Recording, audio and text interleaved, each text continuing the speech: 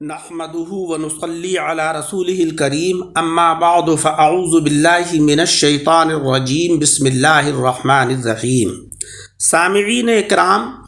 آج کے درس کا موضوع ہے زبان کی حفاظت کرنا، کیونکہ زبان انسان کے جسم کا ایک ایسا حصہ ہے کہ جس کے ذریعے سے اگر اس کا استعمال غلط کیا جائے تو بڑے بڑے فتنے اور فساد برپا ہوتے ہیں، خاندانی نظام درہم برہم ہو جاتا ہے۔ کسی نے بڑی اچھی بات کہی ہے کہ زبان کے اندر ہڈی تو نہیں ہے، مگر اس کے ذریعے سے مضبوط ہڈی ٹوٹ جاتی ہے۔ ایک شخص جناب رسول مکرم صلی اللہ علیہ وسلم کی خدمت میں حاضر ہوئے اور کہنے لگے کہ یا رسول اللہ، مجھے کچھ نصیحت فرمائیے۔ آقا علیہ الصلاۃ والسلام نے فرمایا کہ اللہ تعالیٰ کا تقوی لازم پکڑو، کیونکہ تمام بھلائیوں کی جڑ جو ہے وہ تقوی اور پرہیزگاری ہے، اور جہاد کو لازم پکڑو کیونکہ یہ اہل اسلام کی گوشہ نشینی ہے، اور ذکر اللہ اور تلاوت قرآن عظیم کی پابندی کرو کہ یہ تمہارے لیے زمین میں نور ہوگا اور آسمانوں میں تمہارے تذکرے کا باعث ہوگا، اور کلمہ خیر کے سوا اپنی زبان کی حفاظت کرو کہ اس کی بدولت تم شیطان پر غلبہ پالو گے۔ حضرت ابوبکر صدیق رضی اللہ تعالی عنہ، جو جلیل القدر صحابی اور قطعی طور پر جنتی ہونے کے باوجود زبان کی آفتوں سے بے حد ڈرتے تھے، اور اس میں ہم لوگوں کے لیے نصیحت ہے، کیونکہ ہم تو جو جی میں آیا زبان سے بول پڑتے ہیں، جس سے کہ بڑا شر پیدا ہو جاتا ہے، فتنے اور فساد ہوتے ہیں، لڑائیاں ہوتی ہیں۔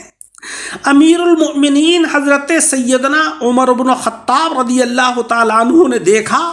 کہ سیدنا ابو بکر صدیق اپنی زبان مبارک کو ہاتھ سے پکڑ کر کھینچ رہے تھے۔ پوچھا کہ اے نائب رسول، آپ یہ کیا کر رہے ہیں؟ آپ نے فرمایا کہ اس نے مجھے ناکوں چنے چبا دیے ہیں، اور حضور سید عالم صلی اللہ علیہ وسلم فرماتے ہیں کہ جسم کے اندر کوئی ایسا عضو نہیں ہے کہ جو زبان کی تیزی کی شکایت اللہ جل شانہ وعم نوالہ سے نہ کرتا ہو۔ بات بات میں غصے ہو جانا، بک بک کرتے رہنا، فضول خرچی کرنا، سب کو راز کی باتیں بتاتے پھرنا، ہر کسی کے اوپر اعتماد اور بھروسہ کر بیٹھنا، بری صحبت سے نہ بچنا اور اچھی صحبت اختیار نہ کرنا، یہ سب جہالت اور گمراہی کی نشانیاں ہیں۔ ایک عقل مند کا قول ہے کہ 6 باتیں ایسی ہیں کہ جن سے جاہل کی پہچان ہوتی ہے کہ یہ شخص جاہل ہے۔ پہلی بات تو یہ ہے کہ غصے کے وقت یعنی ہر خلاف مزاج بات پر غضبناک ہو جانا، خواہ وہ کسی انسان کی طرف سے پیش آئے یا کسی جانور وغیرہ کی وجہ سے ہو۔ دوسری، بے فائدہ کلام کرنا، بے فائدہ باتیں کرنا، یہ عقل مند کو لائق نہیں ہے کہ وہ بے فائدہ گفتگو کرے، بلکہ عقل مند کے لیے مفید یہ ہے کہ وہ کارآمد باتیں کرے، خواہ دنیا کے فائدے کی ہو یا آخرت کے فائدے کی ہو۔ تیسری بات ہے فضول خرچی کرنا، یعنی یہ بھی جہالت کی علامات میں سے ہے کہ مال ایسی جگہ لگا دینا کہ جہاں پر کوئی اجر و ثواب نہیں اور نہ کوئی فائدہ حاصل ہو رہا ہے۔ آج ہم لوگ فضول خرچی کرنے میں بڑے پیش رہتے ہیں، جبکہ قرآن عظیم میں کہا گیا ہے کہ فضول خرچی کرنے والے شیاطین کے بھائی ہیں۔ چوتھی علامت یہ ہے کہ ہر کسی کے پاس راز کی بات کہتا پھرے، یہ بھی جاہل آدمی کی پہچان ہے کہ ہر کسی سے اپنے راز کی بات کہہ دی اور اس کو یہ بھی تاکید کر رہا ہے کہ بھائی کسی سے کہنا مت۔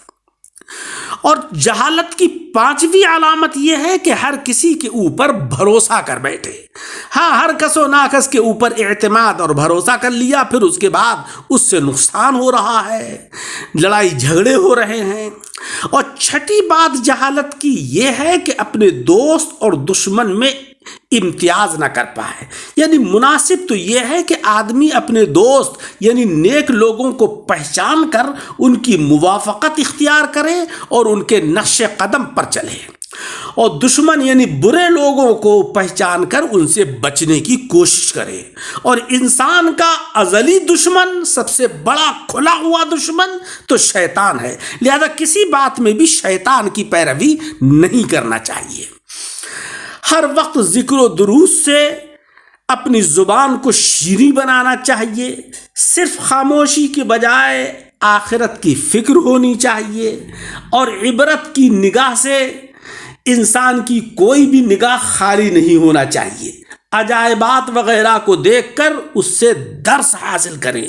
اللہ تبارک و تعالیٰ کی قدرت کی نشانیاں دیکھ کر قدرت باری تعالیٰ کا عرفان اور پہچان حاصل کریں، اور مولا تبارک و تعالیٰ کا کثرت سے ذکر کریں، اس کی عبادت و ریاضت کریں۔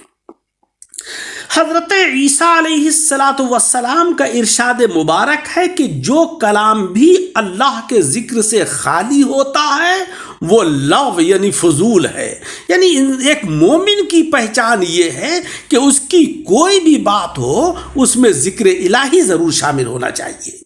اور جو خاموشی آخرت کی فکر سے خالی ہو وہ غفلت اور لاپرواہی ہے، اور جو نگاہ عبرت سے خالی ہو وہ فضول اور بیکار ہے۔ وہ شخص مبارک ہے کہ جس کے کلام میں اللہ تبارک و تعالیٰ کا ذکر ہے، جس کی خاموشی میں فکر اور سوچ ہے، جس کی آنکھ کے اندر عبرت ہے۔ آج ہم پہاڑوں کی سیر کرنے کے لیے نکلتے ہیں، وہاں پر ہم سرسبز و شادابی دیکھتے ہیں، دریاؤں کی طغیانی اور اس کی لہریں دیکھتے ہیں، قسم قسم کے پھل اور قسم قسم کے پھولوں کا نظارہ کرتے ہیں، مگر کبھی ہم یہ غور نہیں کرتے کہ یہ کس کی قدرت کے مظاہر ہیں۔ اگر ہم یہ بھی غور کریں کہ یہ کس کی قدرت کے مظاہر ہیں تو پھر نتیجہ یہ نکلے گا کہ اللہ جل شانہ وعم نوالہ ان سب کا خالق ہے،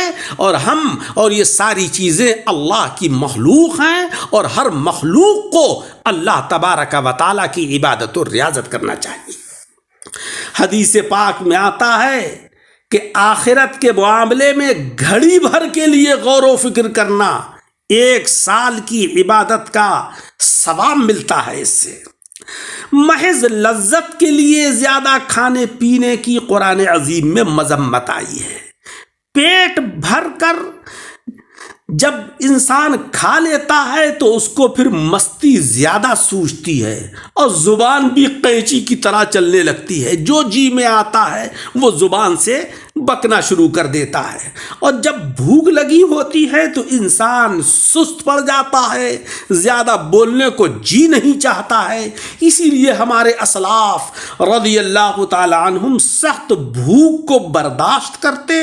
شکم سیری نہیں کرتے تاکہ ان کی خاموشی زیادہ ہو اور ان کا کلام اور فضول گوئی کم ہو، جیسا کہ علماء متقدمین کی عادت مبارکہ تھی۔